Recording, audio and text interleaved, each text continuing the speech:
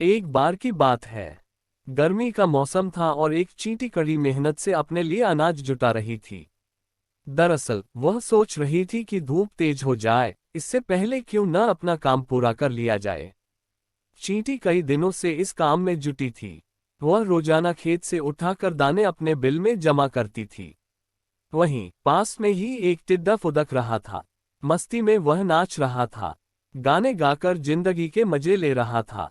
पसीने से तरबतर चींटी अनाज धोते धोते थक चुकी थी। पीठ पर अनाज लेकर बिल की तरफ जा रही थी, तभी टिड्डा फुदक कर उसके सामने आ गया। बोला, प्यारी चींटी, क्यों इतनी मेहनत कर रही हो? आओ मजे करें। चींटी ने टिड्डे को नजरअंदाज किया और खेत से उठाकर एक एक दाना अपने बिल में जमा करती रही। मस्ती में डूबा टिड्डा चींटी को देखकर हंसता और मजाक उड़ाता।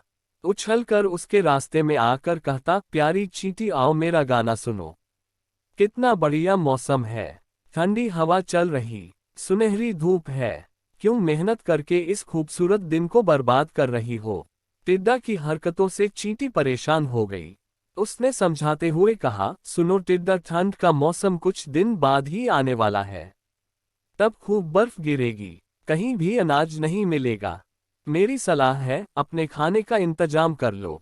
धीरे धीरे गर्मी का मौसम खत्म हो गया। मस्ती में डूबे टिड्डे को पता ही नहीं चला कि गर्मी कब खत्म हो गई। बारिश के बाद ठंड आ गई। कोहरे और बर्फबारी की वजह से बमुश्किल सूरज के दर्शन हो रहे थे। टिड्डे ने अपने खाने के लिए बिल्कुल भी अनाज नहीं जुटाया था। हर ओर बर्फ की मोटी चादर पड़ी थी। भूख से टिड्डा तड़पने लगा।